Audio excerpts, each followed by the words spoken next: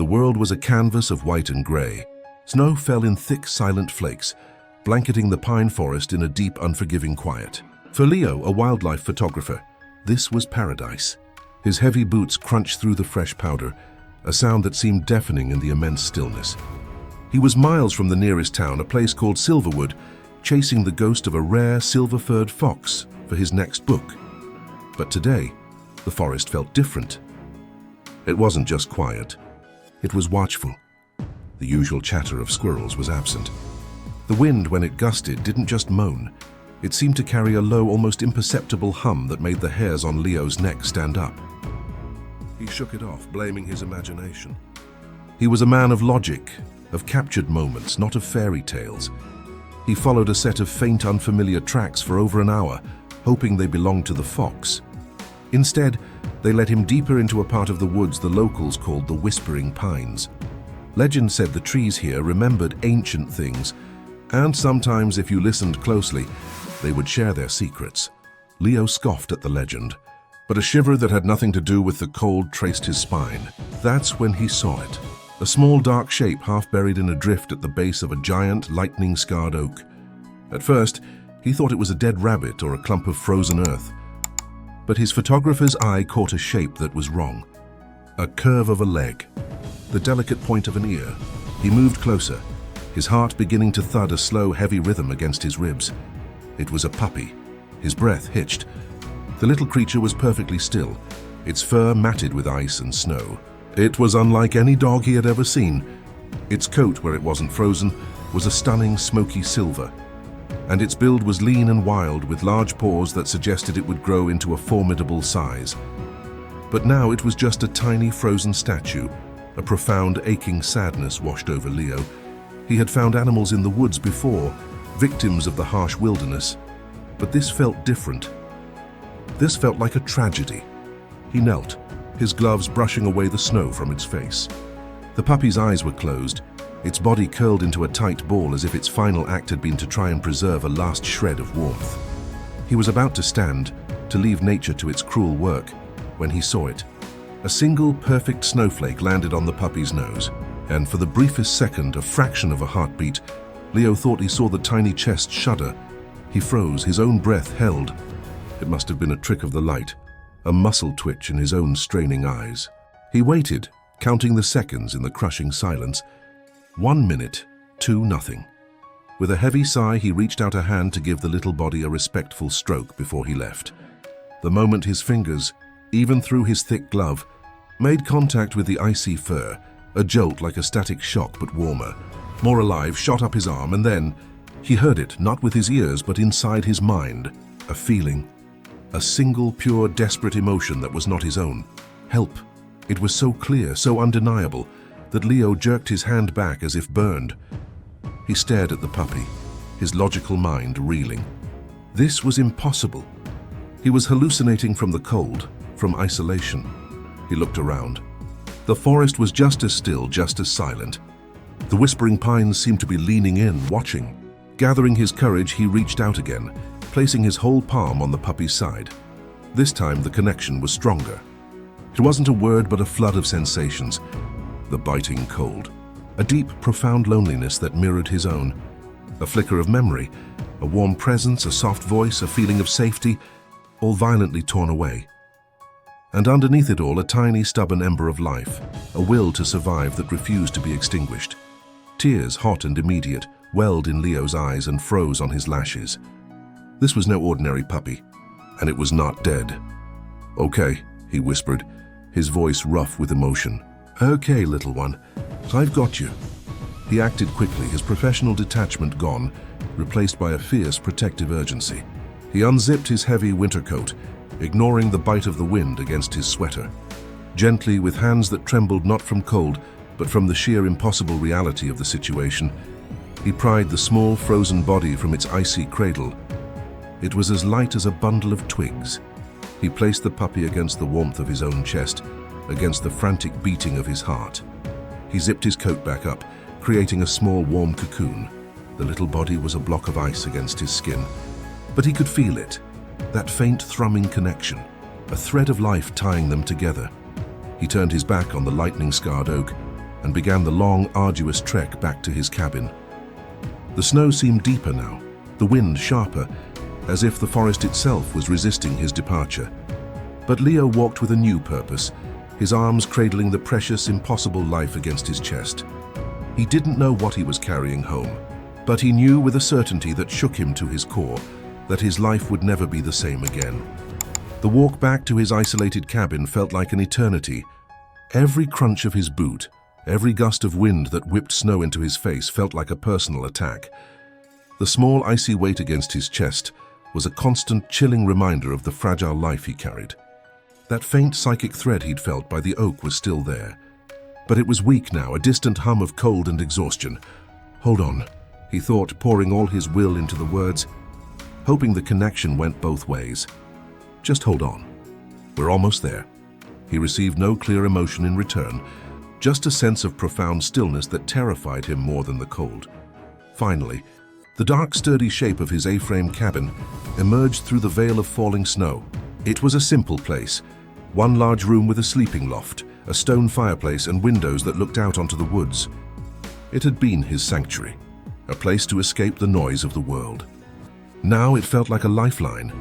He burst through the door, the warmth of the cabin hitting him like a physical wall. He shrugged off his backpack and, with the utmost care, unzipped his coat.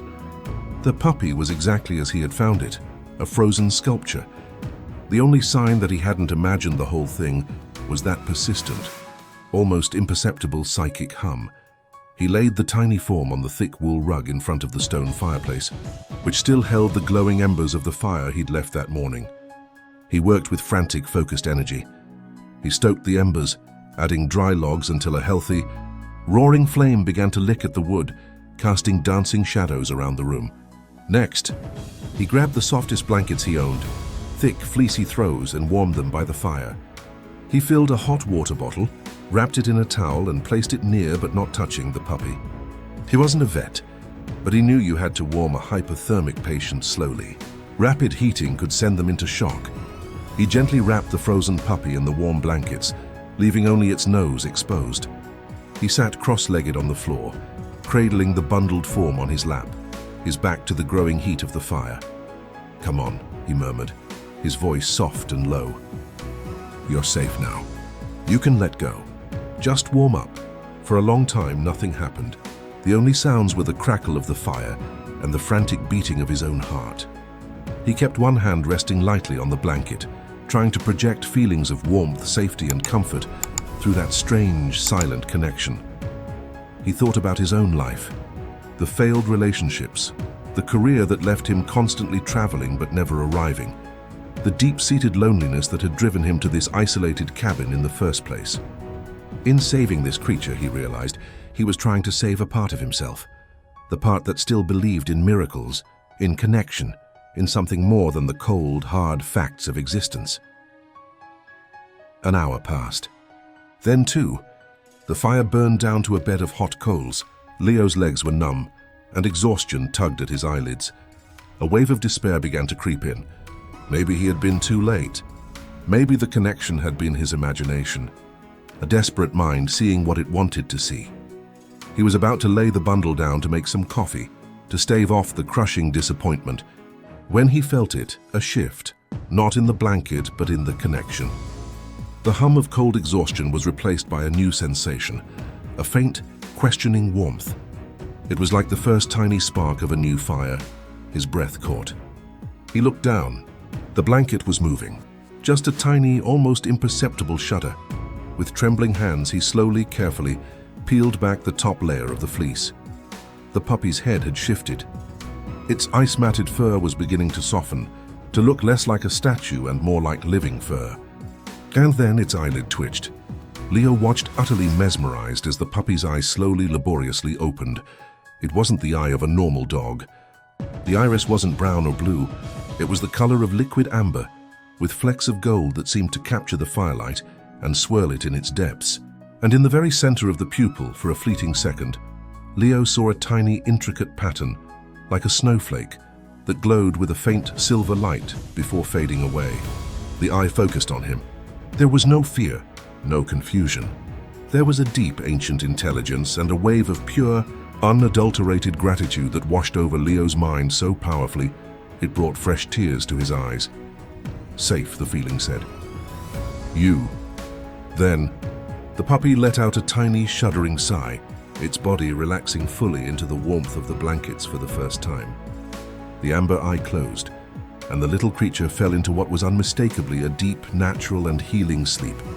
The psychic connection softened into a quiet, contented hum, like a dial being turned down, but it didn't disappear. It remained, a gentle thread now tying their consciousnesses together. Leo sat there for a long time, just watching the steady, rhythmic rise and fall of the small body. The impossible had happened. He had not just saved a life. He had forged a bond that defied all logic.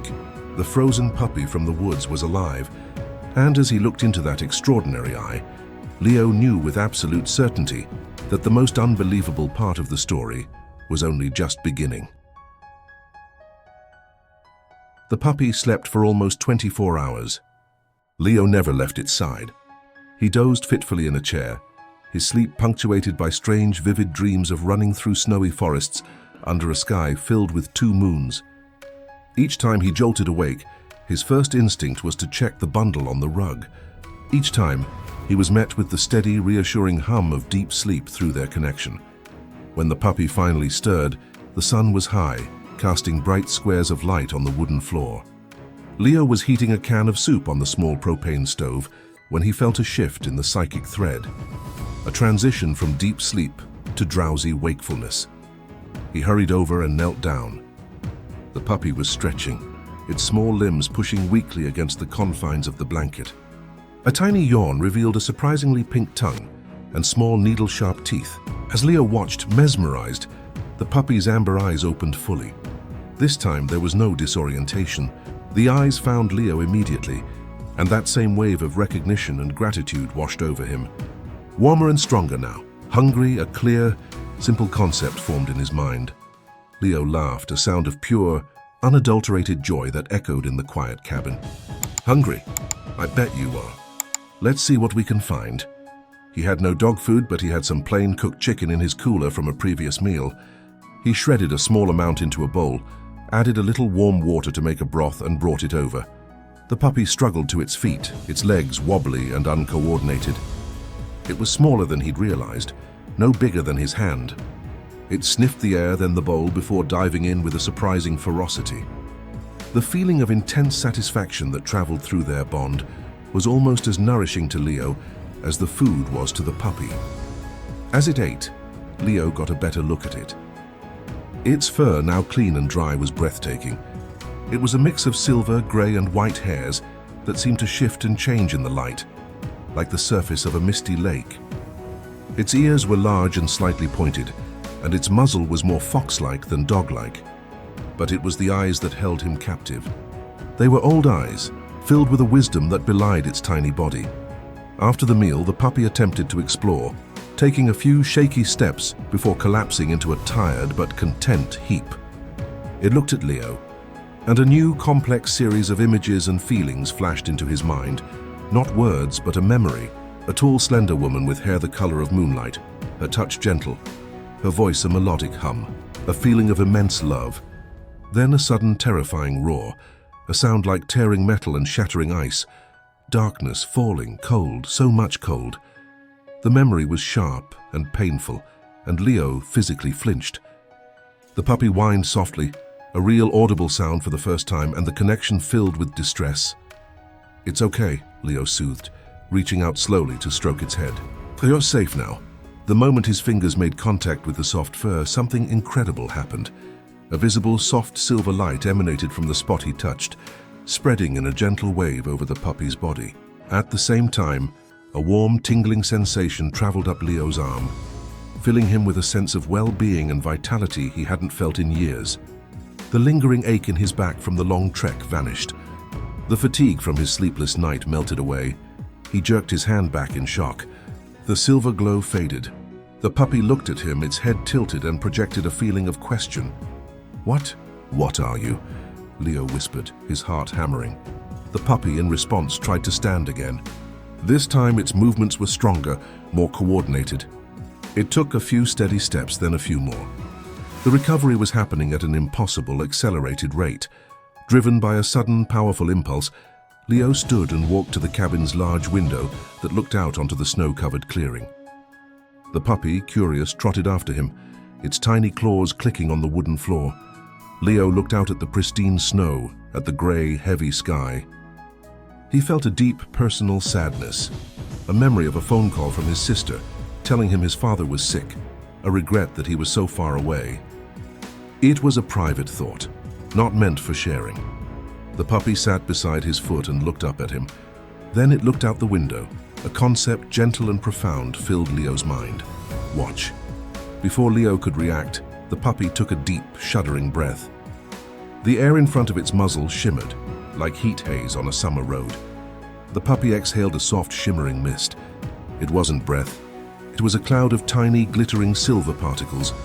The cloud floated towards the window, passed through the solid glass as if it weren't there, and drifted out into the clearing.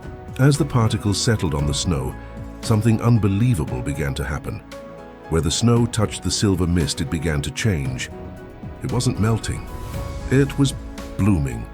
Tiny, exquisite flowers made of what looked like living ice and light pushed up from the frozen ground. They were unlike any flowers on Earth, with crystalline petals that refracted the dull grey light into 1,000 tiny rainbows.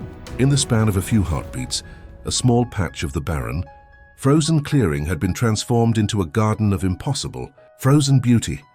Leo stood utterly paralyzed, his mind refusing to process what his eyes were seeing. This was beyond telepathy, beyond accelerated healing. This was creation. This was magic. The puppy looked up at him, its amber eyes glowing with a soft internal light. The feeling it projected was not one of power, but of comfort. It was trying to soothe his sadness with beauty. The psychic thread between them flared with a new, profound intensity. It was no longer a thread, but a bridge. Leo, staring at the miraculous garden in the snow, finally understood. He hadn't just found a frozen puppy. He had found something lost, something magical, something that did not belong in his world. And in saving it, he had become its guardian. The unbelievable was now his reality, and the dangers that had stranded this creature here were undoubtedly still out there, lurking in the whispering woods. The frozen flowers lasted for 3 days. They didn't melt or wilt. On the third morning, they simply dissolved into a fine, sparkling dust that was carried away on the wind. Leo found himself strangely sad to see them go. They had been a constant, beautiful reminder that he wasn't dreaming. He named the puppy Lumi, derived from the word luminescence, for the soft light she seemed to carry within her. He was certain she was female, though he couldn't say how. It was just a knowledge that had come through their bond. In those 3 days, Lumi grew at an astonishing rate. She was now the size of a small terrier, her legs longer and more powerful, her silver coat thick and shimmering. Her connection to Leo deepened every hour. They communicated in a fluid exchange of images, emotions, and simple concepts. He learned she wasn't speaking a language. She was sharing the pure essence of her thoughts, which his own brain interpreted in a way he could understand. He learned she was a creature of spirit and ice, from a place she thought of as the Silver Realm, a world layered over his own but normally inaccessible. A great tearing, a catastrophic event, had thrown her through a temporary rift, stranding her here. The memory of the woman with moonlight hair was of her mother, a guardian of a sacred place in that realm. Lumi's journey here had not been an accident. She had been pushed to safety as their world fractured. This knowledge settled heavily on Leo. He wasn't just caring for a lost pet. He was protecting a refugee, a royal heir to a kingdom he couldn't even imagine. Their days fell into a strange, peaceful rhythm. Leo would work on sorting his photographs, and Lumi would lie nearby, her presence a constant, calming hum in his mind. She was fascinated by his laptop, projecting curiosity about the light box that holds frozen memories. He tried to explain technology, but the concepts of electricity and digital data were as alien to her as her magic was to him. It was on the evening of the third day that the peace shattered. Leo was washing dishes when a primal fear, sharp and cold as an ice blade, shot through their bond. It wasn't his fear. It was Lumi's. He dropped a plate into the sink with a clatter and spun around. Lumi was standing in the middle of the room, her body rigid, her head cocked. Her ears were swiveling, and her silver fur was standing on end. Her amber eyes were wide, fixed on the door. "What is it?" Leo thought, his own heart beginning to race. In response, she sent him a sensation, a vibration, a wrongness. It was a feeling of corruption, of something ancient and hungry that did not belong in the tapestry of the forest. It was the same feeling he'd had in the woods when he found her, but 1,000 times stronger. Then, they heard it. From deep within the forest, carried on the night wind, came a howl. It was unlike any sound Leo had ever heard. It wasn't the lonely cry of a timber wolf. This was a screeching, multi-toned wail that seemed to claw at the air itself. It was a sound of rage, of emptiness, and of a cold that could freeze a soul. It made the cabin's windows vibrate. A visceral terror entirely his own gripped Leo. This was what Lumi was afraid of. This was what had caused the great tearing. Lumi backed away from the door, a low growl rumbling in her tiny chest. It was a sound far too mature and dangerous for her size. She looked at Leo, and her eyes were no longer just intelligent. They were fierce. The void stalkers, her thought came, clear and cold. They have found the scent. The howl came again, closer this time, much closer. It was answered by another, from a different direction. They were being surrounded. Leo's mind, trained for years to assess situations calmly, kicked into gear. The cabin was a trap. They were isolated. He had a hunting rifle, but against whatever these things were, would it be enough? "Can they get in?" he asked aloud, his voice tight. Lumi projected an image of the creatures, shadowy, indistinct forms that flowed like smoke, with eyes that burned with a cold blue light. They were beings of entropy, feeders on life and warmth. Then she sent a feeling of assessment towards the cabin's walls and door. They were wood. They were weak, they break, they enter, she confirmed. Panic threatened to choke him. He couldn't fight these things. He couldn't outrun them in the deep snow with a puppy. Lumi, sensing his despair, trotted to his side and pressed her warm body against his leg. A wave of calm determination flowed from her into him. She looked up at the large window. The light. "My light hurts them, but I am small." "My light is small," an idea desperate and wild sparked in Leo's mind. He looked from Lumi to the fireplace, to the powerful kerosene lamp on his table. "Light," he whispered. "But we need more light." He sprang into action. He grabbed every candle he owned, lighting them and placing them on the windowsills. He stoked the fire until it was a roaring inferno, the heat blistering. He lit the powerful kerosene lamp, turning its flame up as high as it would go, making the mantle glow a blinding white. The cabin was now filled with a flickering, golden brilliance. Shadows danced and writhed, but the oppressive, predatory presence outside seemed to hesitate. The howls turned from hunting cries to shrieks of frustration. Leo saw a dark shape, a patch of deeper darkness that seemed to drink the light from the night, flit past the window. Where it passed, the flame of the candle inside guttered and almost went out. Lumi stood her ground in the center of the room, a tiny silver beacon. She began to glow, a soft internal silver radiance that pushed back against the encroaching darkness. She was focusing, gathering her strength. One of the creatures, bolder than the rest, slammed against the heavy wooden door. The solid oak groaned, and a long crack appeared down the middle. The temperature in the cabin plummeted. Now, Lumi's thought was a command. She opened her mouth, and instead of a bark, a wave of pure solid silver light erupted from her. It wasn't a beam, but a pulse, an expanding sphere of energy that washed over the entire cabin. It passed through the walls and windows without resistance. From outside, they heard an unearthly, agonized screech. The oppressive presence vanished instantly, as if wiped from existence. The howls ceased. The only sound was the crackling of the fire and Leo's ragged breathing. The silver light faded. Lumi staggered, her glow dimming to a faint ember. She was panting, utterly drained. The concept she sent him was weak, frayed. "They are gone." For now, Leo scooped her into his arms. She felt lighter, fragile. The peace was broken. The hunters had found them. Their sanctuary was no longer safe. As he held the exhausted magical creature close, Leo knew the quiet part of their story was over. The battle for her survival, and perhaps for his own world, had just begun.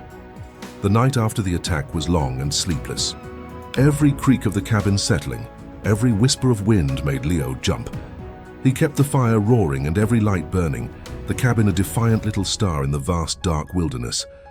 Lumi slept a deep healing sleep in his lap, but her usual warm, contented hum was now a faint, thready pulse. The burst of power had cost her dearly. By morning, the immediate terror had faded, but a new, more insidious fear took its place, the fear of what came next. The Void Stalkers knew where they were. They would be back, and they would be prepared. Leo spent the day fortifying the cabin as best he could.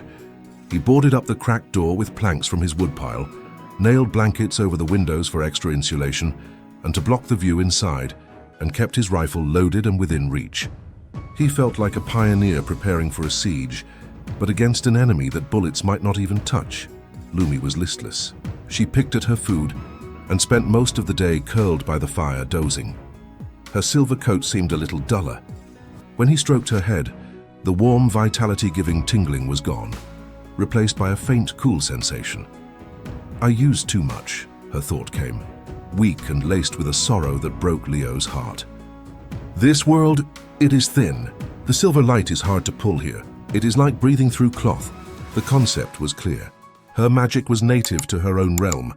Using it here in Leo's world was like a fish trying to breathe air. Possible in short bursts, but ultimately exhausting and unsustainable. How can I help? He asked, his voice thick with worry. What do you need? She sent him a memory of the frozen flowers, of the living, vibrant cold of her home. Not the dead, bitter cold of his winter, but a cold that was alive with energy and magic. The deep cold. It helps.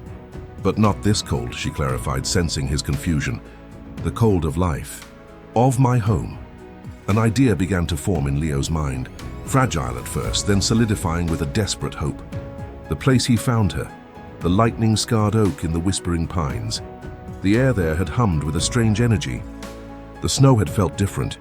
What if that spot was a weak point? A place where the fabric between their worlds was thin?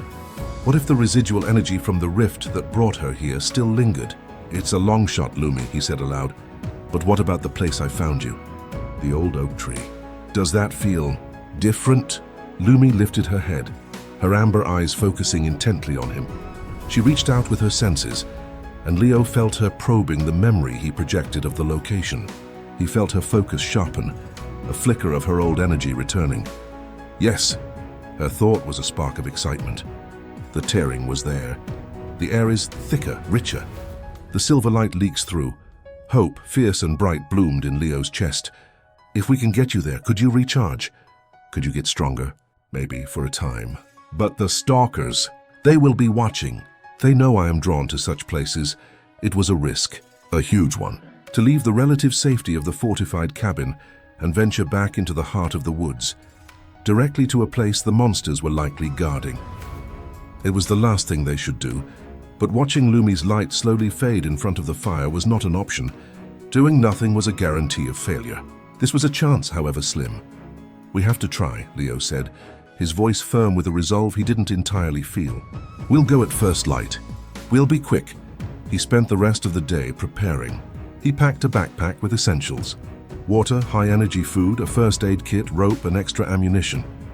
He fashioned a sling from a strong blanket so he could carry Lumi against his chest, keeping her safe and conserving her energy for the journey.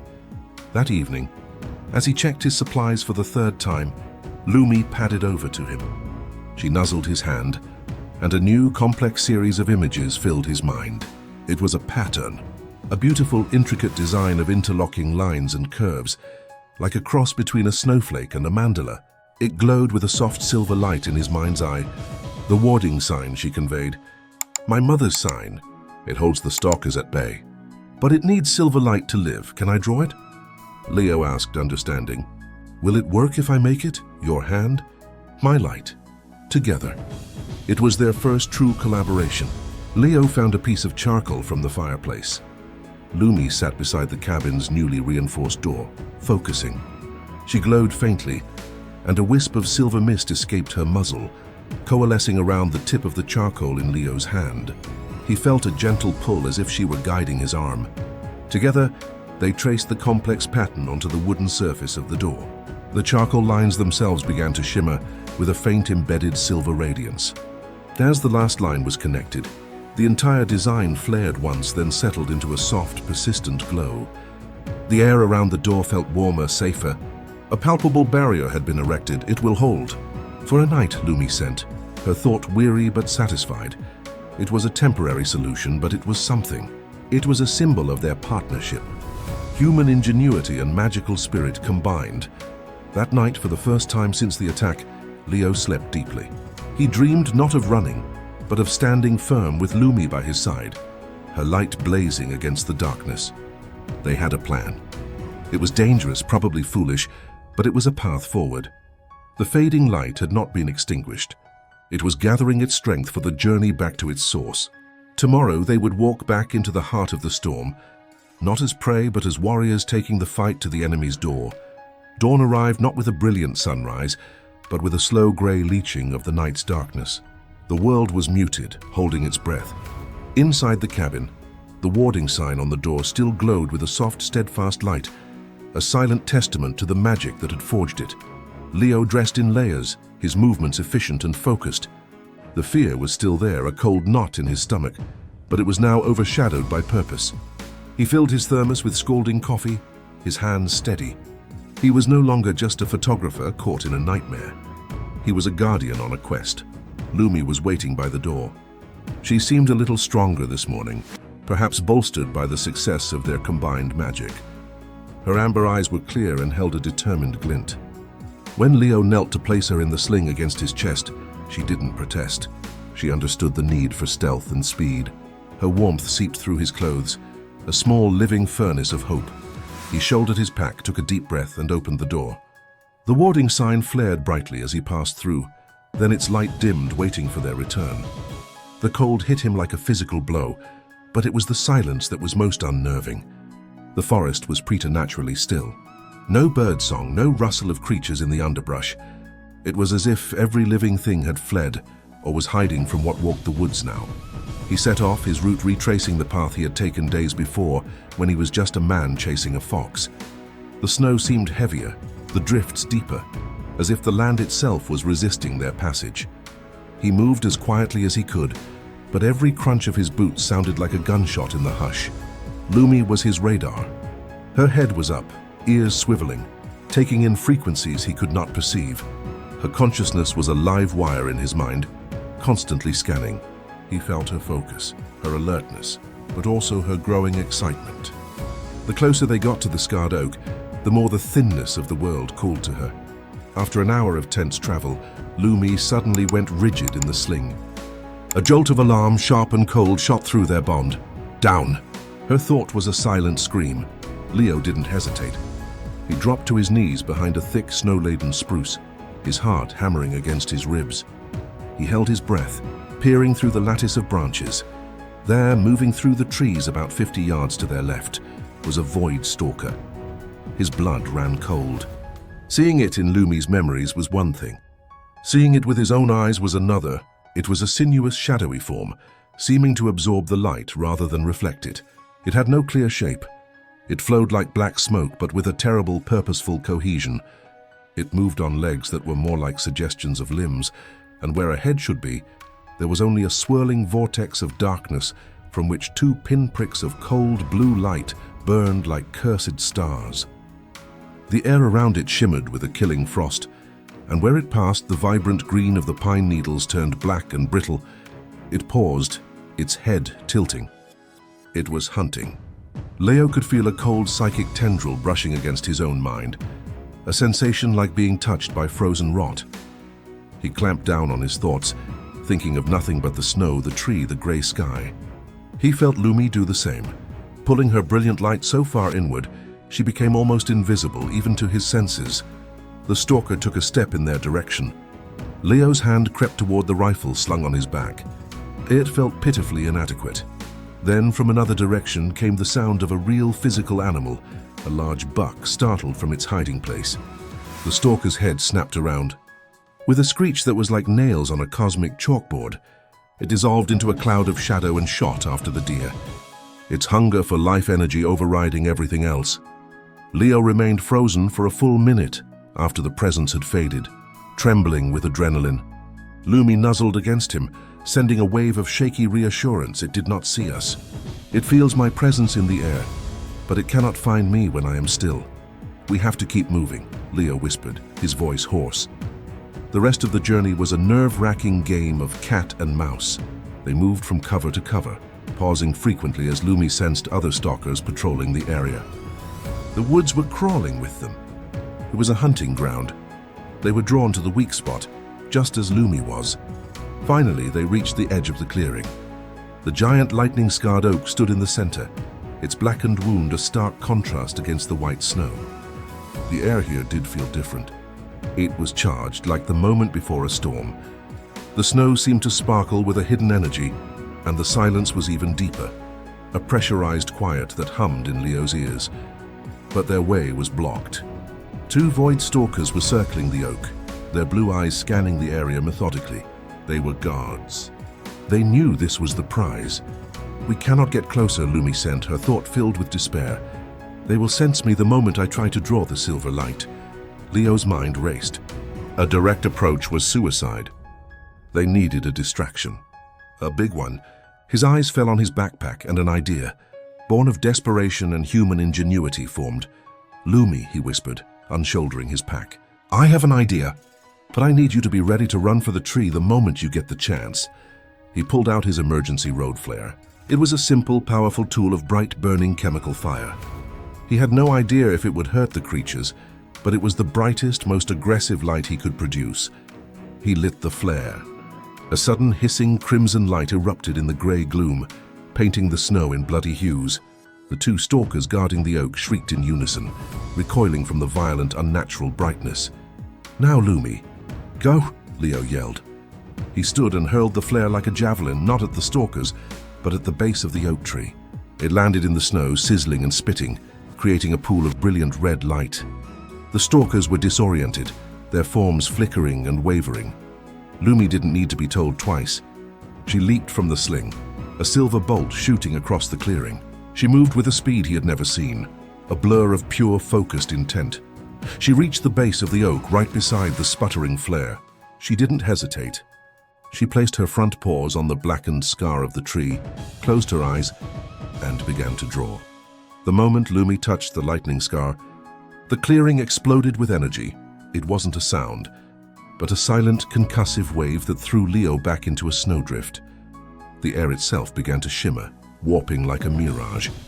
The two void stalkers, recovering from the flare's distraction, let out shrieks of pure, unadulterated fury and surged toward the puppy. But they were too late. A vortex of silver light erupted from the base of the oak, swirling around Lumi like a protective tornado. The snow within the vortex didn't melt. It was transformed, crystallizing into a million tiny spinning diamonds. The dead, bitter cold of the forest was banished, replaced by the vibrant, living cold of Lumi's realm, a cold that was sharp, clean and humming with power. Leo pushed himself up, his eyes wide with awe and terror. Lumi was at the center of it all, her small body rigid with concentration. Her fur was blazing with silver light, so bright he could barely look at her. The psychic bond between them was no longer a thread. It was a roaring river of energy, and he was caught in the current. He could feel the silver light flooding into her, filling the emptiness left by her previous exertion. It was like watching a wilting flower being drenched in life-giving rain. But the storm she was summoning was a beacon. From all corners of the forest, answering screeches tore through the air. Shadows detached themselves from the trees, flowing into the clearing. 5, 10, then more. The void stalkers were converging, drawn to the power they sought to extinguish. The two guards reached the edge of the silver vortex and tried to push through. The moment their shadowy forms touched the spinning light, they recoiled, shrieking in agony. Tendrils of smoke rose from them, and their blue eyes flickered. The silver light wasn't just a barrier. It was anathema to them, but they were relentless. They began to circle the vortex, and as more of their kind arrived, they started to do something horrifying. They joined together, their shadowy forms merging and coalescing. They were creating a larger, more powerful entity to breach the storm. Leo knew he couldn't just watch. He brought his rifle to his shoulder, aimed at the mass of forming shadows, and fired. The crack of the rifle was shockingly loud. The bullet passed straight through the shadow beast, without any apparent effect. It was like shooting smoke. One of the stalkers on the periphery turned its burning blue eyes toward him. A wave of soul-crushing cold washed over him, and he felt an irresistible force grip his mind, urging him to drop the gun, to lie down in the snow and give up, to let the cold take him. Leo. Lumi's voice in his head was a clarion call, a blast of pure silver warmth that shattered the mental assault. The stalker's focus on him had been a mistake. In that moment of distraction, Lumi made her move. She threw back her head and let out a sound that was neither a howl nor a bark, but a resonant musical note that seemed to vibrate through the very atoms of the world. The silver vortex around her flared outwards in a blinding wave. The expanded wave of light hit the forming shadow beast. This time the effect was not a mere rebuff.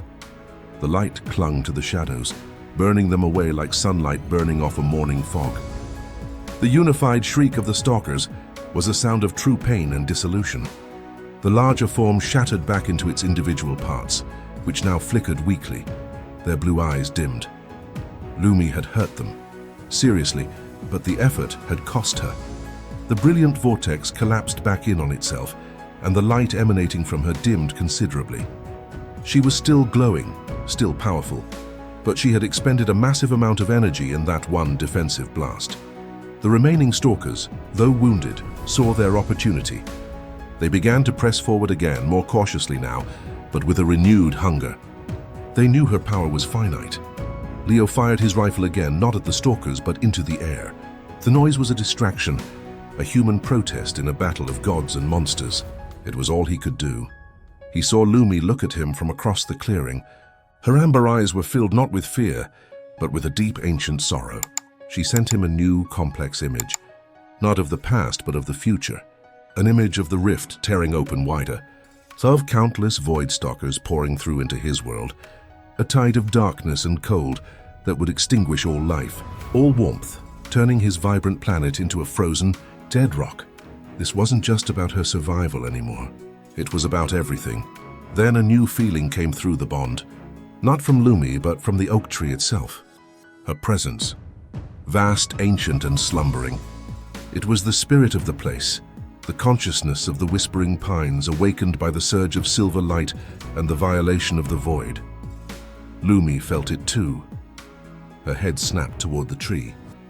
She placed her paw back on the scar, and this time she wasn't just drawing power. She was communicating. She was showing the forest spirit the memory of the void stalkers, the threat they posed. The ground beneath Leo's feet began to tremble. The roots of the great oak twisted and broke through the snow-covered soil, not with violence but with deliberate, slow power. The branches of the surrounding pine trees began to sway, though there was no wind. The forest was waking up, and it was angry. The change was subtle at first, then undeniable. The snow around the perimeter of the clearing began to shift. Gnarled ancient roots, thick as a man's leg, erupted from the frozen earth, weaving themselves into a living wooden wall between the void stalkers and the oak tree. They moved with a slow, grinding inevitability, the very bones of the forest rising to its own defense. The stalkers hissed and screeched, slashing at the roots with claws of solidified shadow. Where they struck, the wood blackened and splintered, but for every root they destroyed, two more took its place. The forest was vast, and its patience was millennia deep. Leo watched, stunned, as the battle shifted from a magical duel to a war of attrition between two primordial forces. The stalkers represented entropy and consumption. The forest represented life and stubborn resilience. Lumi, still glowing at the base of the oak, was the conduit. She was the translator, the bridge between the silver light of her world and the deep green life force of this one. He could feel the exchange through their bond, a flowing river of silver energy meeting a deep, slow, powerful current of green. They weren't the same, but in the face of a common enemy they found a harmony. A new concept formed in Leo's mind, not from Lumi, but from the forest itself. It was a simple, profound image, a sapling growing in the shelter of a great tree. It was an offer, a pact. The forest would protect Lumi, would give her a sanctuary where she could draw power and heal. In return, she would be its guardian against the void. Her light would strengthen its spirit, and her presence would help heal the tearing in this place. Lumi understood. She sent back a feeling of profound gratitude and acceptance. She looked at Leo, and her thought was a mixture of hope and heartbreaking sadness. I must stay. Here I am strong. Here I can heal the wound. But I cannot leave this place. Not until the tearing is sealed, Leo's heart felt like it was being torn in two. He had just found her, this miraculous, magical being who had filled the emptiness in his life. The thought of leaving her here in the dangerous woods was agony. "You cannot stay," her thought came gentle but firm. "The stalkers will always be drawn to me. This place will be a battlefield. You are human. You would not survive." Tears froze on Leo's cheeks. She was right. He was a liability here. His world of rifles and road flares was useless in this war. His role in this story was ending, or at least changing. "Will I ever see you again?" he whispered, the words tearing from his throat. Lumi sent him a vision. It was hazy, uncertain, but filled with light. He saw himself, older, standing at the edge of this clearing. The oak tree was whole, its scar healed over with what looked like living silver. The forest was vibrant and peaceful. And standing by the tree was no longer a puppy, but a magnificent, fully grown creature, a wolf of shimmering silver and smoke, with wise amber eyes and an aura of immense, gentle power. She was a queen in her own right, a guardian of the threshold between worlds. The vision faded, leaving a bittersweet ache in his soul. The battle around them was reaching a stalemate. The forest roots had penned the void stalkers in, but could not destroy them. The stalkers, in turn, could not break through the living wall. They were trapped in a circle of snarled roots, shrieking their frustration at the silver-lit puppy they could no longer reach. Lumi looked at the trapped creatures, then at the oak tree. She closed her eyes, and the silver light around her flared one last time. This time, it didn't expand outwards. It shot down into the roots of the oak and the surrounding trees, and upwards into the branches. The trees themselves began to glow with a soft internal green-silver light. The stalkers' shrieks turned to panicked wails. The very air around them was becoming toxic, infused with a combination of life and light that was poison to their void-touched essence. Their forms began to flicker and dissolve, not in a violent explosion, but in a quiet, relentless unmaking. They were being erased not by force, but by the environment itself being permanently altered to reject them. One by one, their blue lights winked out, and their shadowy forms dissipated into nothingness. Silence returned to the clearing. A true, deep, peaceful silence. The living wall of roots slowly, gracefully, sank back into the earth. The trees stopped glowing, but Leo could still feel the new, powerful energy thrumming through the grove. This place was now hallowed ground. It was over. Leo walked slowly to the center of the clearing. Lumi was waiting for him, her light now a soft, steady radiance. She was no longer a lost puppy. She was a creature in her element, powerful and serene. He knelt before her and she stepped forward, nuzzling his hand one last time. The warmth and the tingling sensation had returned, stronger than ever, but it was a goodbye. "You saved me." Her thought was filled with a love so profound it stole his breath. "You gave me a chance. Now I must do my duty. My mother would be proud of the human who carried her light." "I will never forget you, Lumi," Leo said, his voice thick with emotion.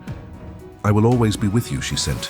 And she showed him that the psychic bond would not break. It would stretch over any distance, a silver thread connecting their hearts. He would always be able to feel her, to know she was safe, and she would always be able to feel him. He stood, his legs feeling weak. He gave one last long look at the miraculous creature, the frozen puppy who had turned out to be a queen. Then, with a heart both heavy and light, he turned and walked away from the whispering pines. He didn't look back. He didn't need to. He could feel her watching him, a steady silver star in his mind until he was swallowed by the trees. The walk back to the cabin was a journey through a different world. The oppressive silence was gone. A gentle breeze rustled the pine needles, and somewhere in the distance a bird began to sing tentatively. The forest was coming back to life, freed from the shadow of the stalkers. The sun, weak but determined, broke through the clouds, setting the snow ablaze with a billion diamond points of light. But for Leo, the beauty felt distant, like a painting he could admire but not touch. The sling against his chest was empty, and its weightlessness was a heavier burden than Lumi had ever been. The psychic bond was still there, a comforting silver hum in the back of his mind, but it was a reminder of what was missing from his side. He reached the cabin. The warding sign on the door had faded to a faint charcoal outline. He pushed the door open and stepped inside. The silence here was deafening. Before Lumi, the cabin had been a place of quiet solitude. Now it felt like a tomb. The rug where she had slept was indented. The bowl she had eaten from was still on the floor. The memory of her miraculous first steps, of her creating the frozen flowers, of her standing fierce against the darkness, echoed in every corner. He built a fire more out of habit than need, and sat in his chair staring into the flames. The adrenaline had faded, leaving him hollowed out and exhausted. He had done the right thing. The only thing. He knew that with every fiber of his being. He had helped save not just Lumi, but potentially his entire world. He should feel like a hero, but all he felt was alone. He thought about the vision she had sent him, of himself returning to see her as a majestic, grown wolf. It was a hope for the future, but the future felt very far away. The present was this empty cabin and the ghost of a miracle. Days bled into one another. Leo tried to return to his old life. He sorted through his photographs of the silver fox, but the images felt flat and meaningless. The chase for the perfect shot, the ambition that had driven him for years, now seemed trivial. How could he care about a coffee table book when he had held a creature of legend in his arms, when he had seen roots rise from the earth to fight shadows? He was changed. The world of facts and logic he had so firmly believed in was gone, replaced by one that was stranger, more magical, and infinitely more dangerous. He was an initiate into a mystery that he could never share with anyone. One afternoon, a week after his return, he was cleaning out his backpack and found the road flare. He held the spent, chemical-coated stick in his hand. This simple human tool had played a pivotal role in a battle between worlds. It was a symbol of his contribution. He hadn't been useless. He had provided the distraction that gave Lumi her chance. His human ingenuity had been the key that unlocked her magical power. A new feeling began to stir in the emptiness inside him. It wasn't happiness, not yet. It was purpose. Lumi was fulfilling her destiny, guarding the thin place between worlds. His destiny had changed too. He couldn't go back to being just Leo the photographer. He was now Leo the witness, the guardian of the secret, the one who knew that magic was real. He went to his laptop, the light box that holds frozen memories, as Lumi had called it. He opened a new blank document. He didn't open his photo editing software. He opened a word processor. His fingers hovered over the keys. Then he began to type. Chapter 1, The Whispering Woods, he wrote. The world was a canvas of white and gray. He wrote about finding the frozen puppy. He wrote about the thawing, the connection, the impossible eyes. He wrote about the first howl and the warding sign. He wrote about the journey back to the oak and the battle of root and light. He wrote it all down not as a fantasy but as a testament. He changed the names, fictionalized the locations, but the heart of the story, the truth of it, was there on the page. He couldn't share the real secret, but he could share the feeling. He could make people believe, if only for a moment, in the possibility of magic. He could make them feel the wonder, the fear, and the profound love that had transformed him. As he wrote, he felt the silver thread in his mind pulse with warmth and approval. Lumi was with him. She was in the woods, healing the land, and she was here in his heart, inspiring him to tell their story. The cabin was no longer empty. It was filled with the memory of her, and with the purpose she had given him. He had lost his companion, but he had found his calling. The story of the frost wolf puppy was just beginning, and he was the one who would tell it. A month passed. The first deep freeze of winter began to loosen its grip. The days grew marginally longer, and the snow softened during the day, refreezing into a hard crust at night. Leo's life had found a new rhythm, built around the twin pillars of his memory and his writing. He wrote every day for hours. The story poured out of him, a torrent of words that captured the emotional truth of his experience. He wrote of the soul-deep cold of the void stalkers and the life-giving cold of Lumi's light. He wrote of the terror of the hunt and the peace of their psychic bond. He found that writing was like developing a photograph. It allowed him to see details and nuances he had missed in the frantic moment. The silver thread in his mind was a constant comfort. He would often pause, close his eyes, and focus on it. He would feel Lumi's presence, strong, serene, and busy. He sensed her working, weaving the silver light into the fabric of the forest, slowly stitching closed the wound in reality. He sent her his own feelings, his love, his support, and the excitement of crafting their story. One evening, as he was finishing a chapter about the creation of the frozen flowers, he felt a distinct gentle pull through the bond. It was an invitation. He looked out the window.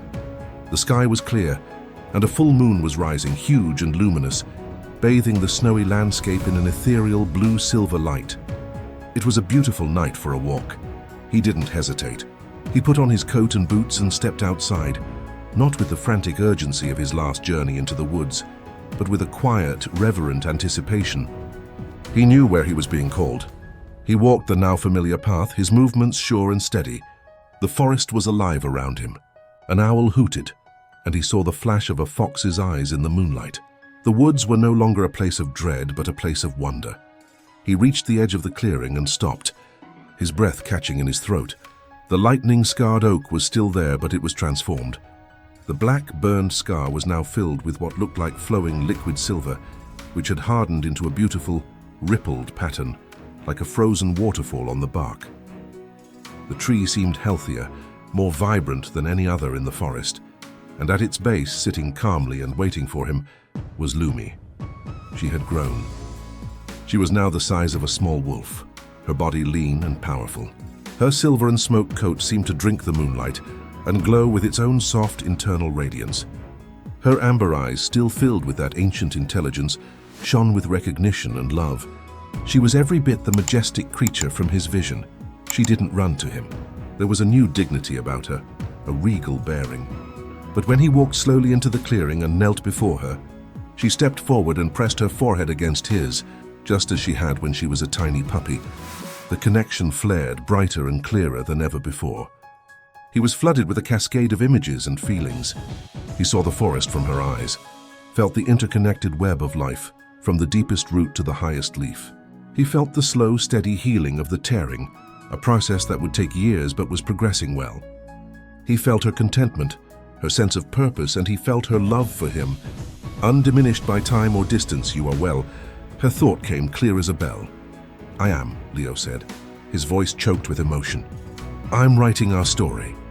He projected the feeling of typing at his laptop, the flow of words, the catharsis of putting their incredible journey into a form others could understand. A wave of approval and curiosity washed over him from her. "The frozen memories will carry the feeling," she sent. "That is good." They sat together in the moonlit clearing for a long time, not needing words, their minds intertwined in a comfortable, profound silence. It was a reunion, but it was also a confirmation. Their bond was unbreakable. Their paths had diverged, but they were walking them together.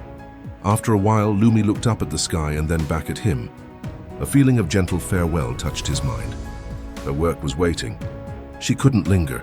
She turned and walked back to the oak tree. She paused, looked back at him one last time, her silver form silhouetted against the glowing bark. Then she simply seemed to step into the tree, her form dissolving into the pattern of liquid silver and becoming one with it. Leo felt no sadness this time, only a deep, abiding peace. He walked back to his cabin under the light of the moon and the stars. As he reached his doorstep, he felt a sudden, gentle cold on his cheek. He looked up. The clear sky had clouded over, and it was beginning to snow. Not a blizzard, but a soft, peaceful, gentle snowfall. He held out his hand, and a single, perfect snowflake landed on his palm. But this one was different. In the center of its intricate, crystalline structure, he saw a tiny, faintly glowing speck of silver light. He smiled, his heart full. It was a message, a reminder. She was the guardian of the woods, the frost wolf, the heir to a lost throne, and he was her chronicler, the keeper of their secret. The man who had found a frozen puppy in the woods and discovered an unbelievable, magical world waiting just beneath the surface of his own. As the snow fell around him, painting his world white once more, Leo knew this was not an ending. It was the beginning of a new, quiet, wonderful chapter. And he couldn't wait to write it all down. 5 years is a long time. For Leo, they were years of profound change. His book, a novel he titled The Frost Wolf's Heart, became a surprise bestseller. It was celebrated not as a true story, but as a masterpiece of magical realism. Readers wrote to him, saying they felt an uncanny truth in the story, that it made them look at the winter woods with a new sense of wonder. He'd found a new purpose, not just as a witness, but as a storyteller who could weave magic into the hearts of millions. He moved out of the isolated cabin, settling in a small house on the edge of Silverwood, closer to people but with the forest always in view. He never married, never had a family in the conventional sense. How could he, when his heart was forever linked to a magical being in the woods? The silver thread in his mind was the constant soundtrack of his life, a hum of contentment, of powerful, serene energy. He visited the clearing often, and though Lumi rarely appeared in her full form, her presence was always there, in the warmth of a sunlit patch of moss, in the particularly intricate pattern of frost on his window, in the feeling of peace that washed over him whenever he stood beneath the silver-veined oak. But the peace was not absolute. Through the bond, Leo began to sense a new tension. It was subtle at first, a faint tremor in the silver thread like a distant drumbeat. Lumi's serene consciousness would sometimes sharpen into intense focus, and he would feel brief surges of power from her direction, followed by waves of fatigue. She was fighting, not the large dramatic battles of before, but a constant unseen war against the remnants of the void. The tearing was mostly healed, but like a healed wound that aches when the weather changes, the weak spot was still vulnerable. Small, lesser void creatures, scouts, shadows of the original stalkers, would sometimes find their way through. Lumi's job was to find them and eliminate them before they could gain a foothold in his world.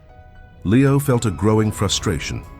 He was safe in his comfortable life, writing his stories, while she was on the front lines alone.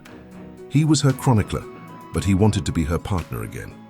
He started researching, using the money and fame from his book to dig into obscure legends, geological anomalies, anything that could hint at a way to permanently seal the rift. He became obsessed, his office walls covered in maps and ancient texts. He was no longer just writing about magic. He was trying to become a scholar of it. One night during a fierce winter storm, the silver thread in his mind snapped taut with a jolt of pure, undiluted alarm. It was followed by a surge of pain so sharp it made Leo cry out and double over in his chair. This was different. This wasn't a skirmish with a scout. This was something big. Images, fractured and chaotic, flooded his mind from Lumi. A new rift, not at the oak, but somewhere else, a smaller, more volatile one. A void stalker, larger and more intelligent than any before, had forced its way through. It had ambushed her. He felt her desperation, the sting of shadowy claws that sapped her light, the terrifying sensation of her power being drained. Then, a single, clear, desperate thought. It's drawing power from the rift. I cannot close it alone. The balance is shifting. Leo was on his feet in an instant, the old familiar adrenaline coursing through him. The time for research was over. This was a call to arms. He knew with a certainty that chilled him to the bone that if this stalker succeeded in defeating Lumi, the fragile barrier between worlds would shatter completely. His world would not survive. He didn't pack supplies for a long stay. He packed for a battle. He grabbed his old trusted backpack and threw in a first aid kit, a powerful flashlight, and a hunting knife. Then he went to a locked chest in his basement. Inside, next to a framed photo of a tiny silver puppy, was the spent road flare from their first battle. And next to that, a new modern version, a military-grade signal flare that burned with the intensity of a small sun. It was his symbol, his weapon. Human ingenuity, blinding, disruptive light. He pulled on his cold weather gear, his hands steady. He was no longer the scared photographer from 5 years ago. He was a guardian. He was Lumi's friend. He was going back into the heart of the storm, and this time he would not be leaving her to fight alone. The unseen war was about to become very, very seen. The forest was a maelstrom. The storm that had been brewing now raged in full force, whipping snow horizontally through the pines, reducing visibility to mere feet. But Leo didn't need to see. The silver thread was his guide, and it was pulling him with the urgency of a lifeline. It led him off the familiar path, into a steep, rocky ravine he had always avoided. The air here was wrong. It crackled with the same malevolent energy he remembered from his first encounter, but it was sharper, more focused. The new rift wasn't a passive wound. It was an active sore leaking corruption into the world. The snow here was tinged with grey, and the trees were twisted and brittle, their branches looking like skeletal claws. He found Lumi in a small clearing at the bottom of the ravine. The sight made his heart clench with a painful mixture of love and fury. She was backed against a large rock, her form, now as large as a true timber wolf, glowing erratically. A jagged, shimmering tear hung in the air behind her, pulsing with a sickening purple-black light. From this tear, tendrils of shadow reached out, feeding the creature that stood before her. The Void Stalker was a nightmare given form. It was larger than the others, its form more solid. It had a hunched, powerful torso and long, multi-jointed limbs that ended in scythe-like claws. Its head was a featureless void, except for 3 burning blue eyes arranged in a cruel triangle. It wasn't just trying to kill Lumi, it was systematically attacking her, its claws passing through her light to leave smoking, dark wounds on her silver fur. With every strike, Leo could feel her pain through their bond, and he could see a wisp of her silver energy being siphoned away. Flowing back into the rift, she was fighting back, but her light was flickering, growing dim. Pulses of silver energy that would have vaporized a lesser stalker merely made this one recoil slightly before it pressed its attack again. It was feeding on her power, using it to make itself stronger and to keep the rift open. Leo. Her thought was a gasp of pain and surprise. "You should not be here. I'm not leaving you," he shouted into the wind, his voice raw. The stalker's 3 eyes swiveled from Lumi to him. A new chilling intelligence was in its gaze. It recognized him. It knew he was the human from her memories, the one who had helped defeat its kin. It saw him not as a threat, but as a source of delicious emotional energy, fear, despair, love. It was all food. It let out a screech that was a twisted parody of Lumi's musical cry and lunged, not at Lumi, but directly at him. Time seemed to slow down. Leo saw the scythe-like claws coming for his face. He saw Lumi, with a final, desperate surge of strength, throw herself between them. The shadowy claws meant for him raked across her flank. She let out a psychic scream of agony that echoed inside Leo's skull, and her light winked out completely. She collapsed into the snow, her form small and dark. The stalker loomed over her, ready to deliver the final blow, to consume the last of her light and become unstoppable. Rage, pure and incandescent, exploded within Leo. It wasn't a hot rage, but a cold, focused fury. This thing had hurt his friend. It had threatened his world. It had taken something beautiful and was trying to extinguish it. He didn't think. He acted. He dropped his backpack, his fingers fumbling for the signal flare. The stalker, confident in its victory, turned its 3 eyes back to him almost mockingly. "Hey!" Leo roared, his voice cutting through the storm. "You want light? I'll give you light!" He raised the flare, pointed it at the creature's face, and ignited it. There was a deafening whoosh. A spear of blinding white magnesium fire, 1,000 times brighter than the road flare, erupted from the cylinder. It was the antithesis of the void, a pure, violent, human-made star. The stalker shrieked, a sound of genuine physical torment. The brilliant white light didn't just make it recoil, it burned. The creature's shadowy form began to boil and dissipate under the intense radiance. It stumbled back, its claws raised to shield its eyes, which sizzled and popped like overfilled balloons. Leo advanced, holding the roaring flare like a sword. He was no longer a man. He was an avatar of wrathful light. He drove the stalker back, step by step, towards the pulsing rift. The creature was helpless, disoriented, its connection to the void severed by the overwhelming human brilliance. With a final defiant scream, the stalker was pushed back into the jagged tear in reality. The moment its form touched the rift, there was a violent implosion of purple light. The concussion threw Leo off his feet, and the flare was knocked from his hand, sputtering out in the snow. Silence descended, broken only by the howling wind. The rift was gone, but Leo didn't care. He scrambled on his hands and knees through the snow to where Lumi lay. She was so still. The magnificent silver wolf was now just a wounded animal, her fur matted and dark, the beautiful glow utterly extinguished. The wounds on her flank were not bleeding in the normal sense. They were voids, patches of nothingness that seemed to be slowly spreading, consuming her form. He gathered her large head into his lap, his tears falling freely onto her cold fur. The silver thread in his mind was terrifyingly faint, a gossamer strand on the verge of snapping. "Lumi," he whispered, his voice breaking. "Lumi, stay with me, please." He poured all his love, all his memories, all his will to live down the fading bond. He showed her the first time he saw her, frozen and small. He showed her the warmth of the fire as she thawed. He showed her the garden of frozen flowers, a gift of beauty from her to him. He showed her the face of every reader who had been touched by their story. He felt a flicker, a faint, weak pulse of recognition. It was like the last ember of a dying fire. Leo. Her thought was a mere whisper. You saved everything. No, he sobbed, stroking her head. I didn't save everything. I didn't save you. This isn't how it ends. This can't be how it ends. He remembered the first time he healed her just by touching her, the warmth that had flowed between them. But now his touch did nothing. Her body was too cold, her light too far gone.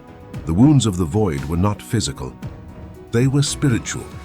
They were erasing her essence from existence. Despair threatened to swallow him whole.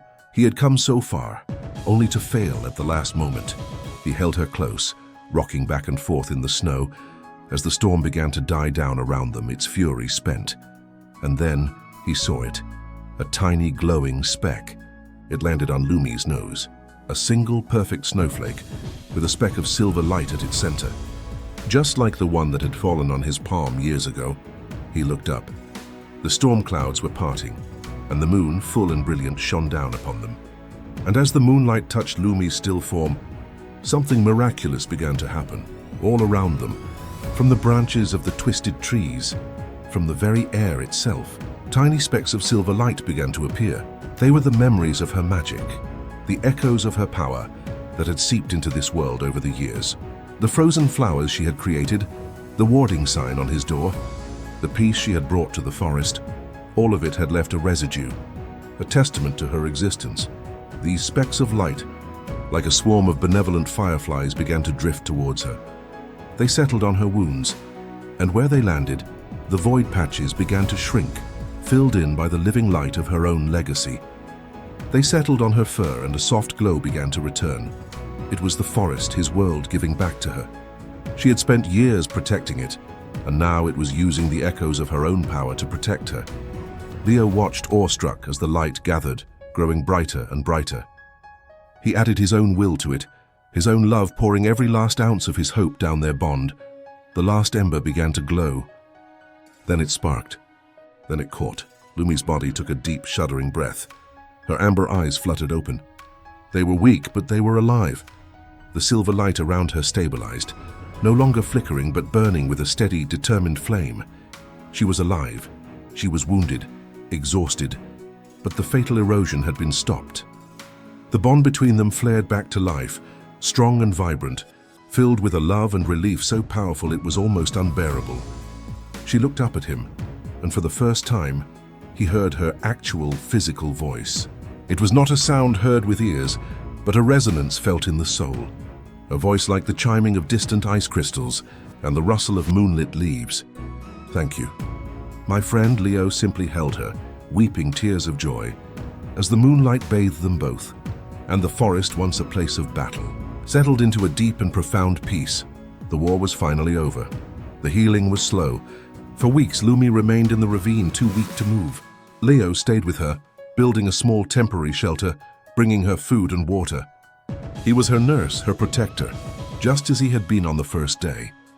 Their roles had reversed and then equalized. They were partners in every sense of the word. As she regained her strength, something fundamental had shifted in their bond.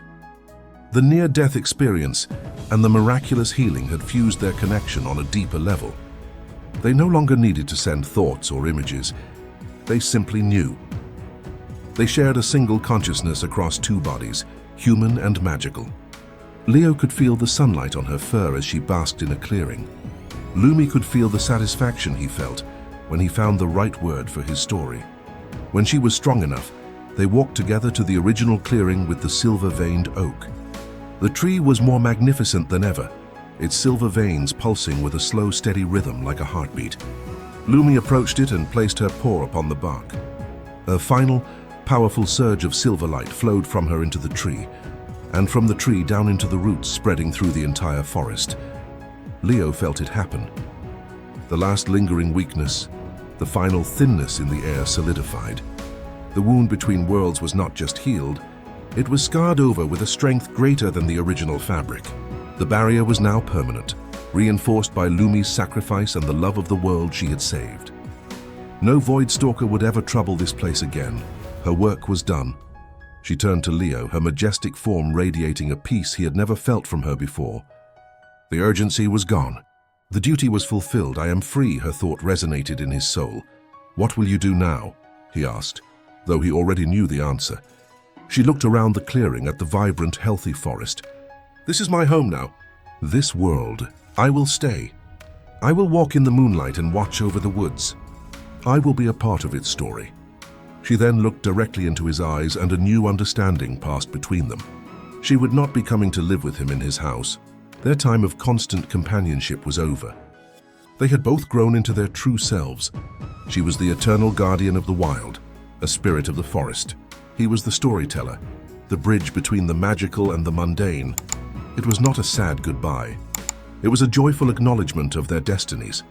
He visited her every day. Sometimes she would be in her wolf form, and they would walk for hours in comfortable silence. Sometimes he would just sit by the silver oak and feel her presence in the wind and the sun. She was a part of the ecosystem now, as integral as the trees and the streams. Years turned into decades. Leo's hair turned grey and his steps became slower. He wrote more books, each one infused with the magic he had lived, each one a love letter to his friend. He never revealed the truth, but the truth shone through every page. One evening, very old and very content, Leo walked into the clearing. He knew it would be for the last time. He could feel the gentle pull of his own mortality, and he was not afraid. Lumi was waiting for him. She had not aged a day. Her silver coat shone in the twilight, and her amber eyes were filled with a love that transcended time. He sat down at the base of the oak tree, leaning against its strong, warm trunk. Lumi lay down beside him, resting her great head in his lap just as she had when she was a puppy. He didn't need to speak. He sent her a lifetime of gratitude, of love, of wonder. He showed her the impact of their story, the millions of hearts it had touched, the seeds of magic it had planted in a world that so desperately needed it. She sent him a vision of the future, of the forest enduring, of children reading his books and feeling a strange connection to the winter woods, of the silver thread not ending but transforming, continuing on into whatever came next. As the stars came out one by one, Leo closed his eyes. His breathing slowed and a final peaceful smile touched his lips. The silver thread in his mind didn't break. It expanded, filling his entire being with light, and then released him, carrying his essence gently into the tapestry of the universe. In the clearing, the great silver wolf raised her head to the moon and let out a long, beautiful, musical howl. It was not a howl of mourning, but of celebration, a song for a life well lived, for a friendship that had saved two worlds, for a story that would never ever end. The man was gone, but the legend lived on. In the town of Silverwood, they tell stories about the old writer Leo, who lived on the edge of the woods and wrote the famous Frostwolf books. They say he knew the forest better than anyone.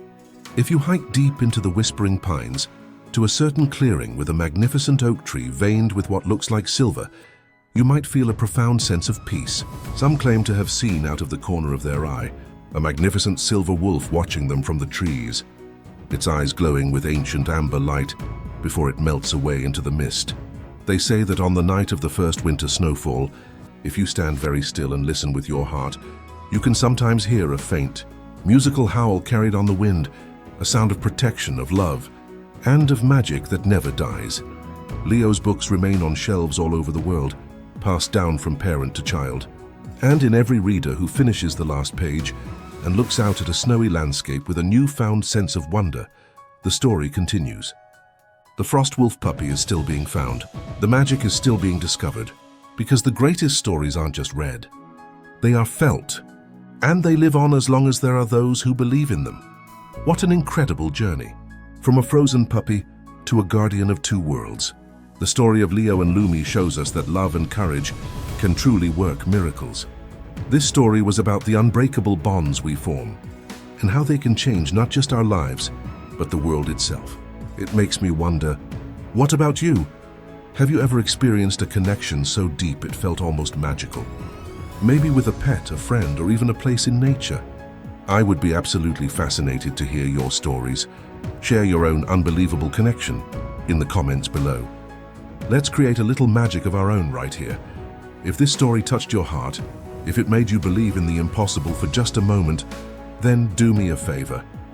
Give this video a thumbs up and subscribe to the channel for more stories that explore the hidden magic in our world. And hit that notification bell so you don't miss our next adventure. Because the best stories, like the one about the frost wolf puppy, are the ones that remind us that wonder is never far away. Thank you for watching. Stay curious and never stop believing.